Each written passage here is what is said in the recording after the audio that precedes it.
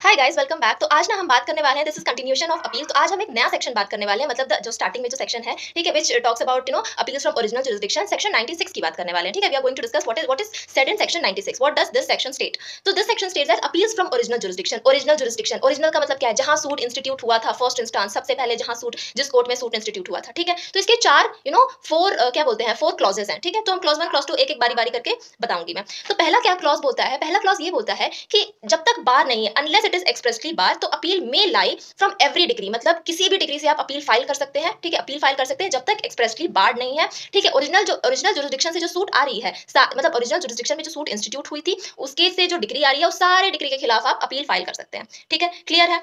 तो यहाँ पे क्या बोलते हैं, जैसे कि एक्सप्रेसली बार का मतलब क्या समझते हैं, ठीक है। एक्सप्रेसली बार का मतलब ये होता है, जैसे कि मान लो अगर कोई लिमिटेशन लगा है, कोई लिमिटेशन पीरियड लग गई है, तो उसके खिलाफ आप नहीं जा पाएंगे। जैसे कि मान लो कि हाई कोर्ट में लिमिटेशन पीरियड क्या है? लिमिटेशन पीरियड का मतलब क्या समझते हैं? जैसे कि आप देर से आ रहे हैं, एक टाइम लिमिट दिया था कि इतने समय में अगर आपको कोई अग्रीव्ड चीजें हैं, ठीक है, if you are aggrieved party, तो इस पीरियड के तहत आप कोर्ट में आके अपना, सही बात है ना, आज का हुआ केस आप 10 साल बाद आओगे। एक्सेप्शन है, मैं ये नहीं मान रही, लेकिन यहाँ जो दिया है उसकी बात करेंगे। तो हाई कोर्ट में 90 डेज है, अदर सबऑर्डिनेट कोर्ट्स में 30 डेज का टाइम पीरियड है, ठीक है। तो ये मैं बता रही हूँ लिमिटेड एक्सप्रेसली बार का मतलब क्या है।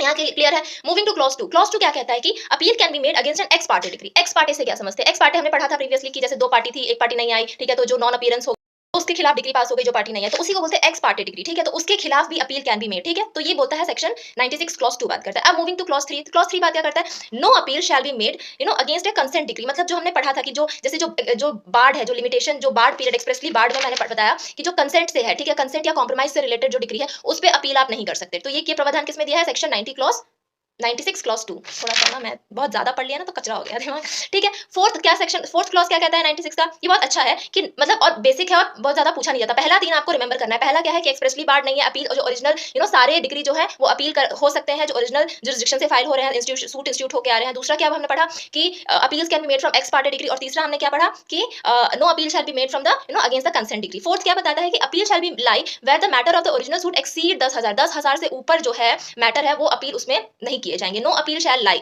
Where the matter of the original suit exceeds, वो स्मॉल कॉजेस कोर्ट की बात कर रहा है, जहाँ पे छोटे मोटे चीजें देखी जाती हैं, ठीक है। इसके बाद जो है सेक्शन 96 है, 97 है, तो ये है। तो यार ये छोटे छोटे वीडियोस में इसलिए बना रही हूँ ना, क्योंकि आप मानोगे नहीं, मेरे एग्जाम्स ना यहाँ है, हम सारे लॉ स्टूडेंट्स की ना एकदम सारी हीर की लगी पड़ी है, ऐसे बोलते हैं ना, लगी है बैंड हीर की लगी पड़ी है कुछ ऐसा ही है, ठीक है। तो ना मेरे लिए भी थोड़ा सा एक क्विक रिवीजन हो जा रहा है, और आपको भी थोड़ा सा रिवाइज हो जा रहा है, क्योंकि इंस्टा तो बाय डिफॉल्ट ना मेरे से ही दिन में 50-100 बार खुल जाता है, ठीक है। तो I thought why not this, ठीक है। तो अच्छा लगा हो तो बाय, थैंक यू।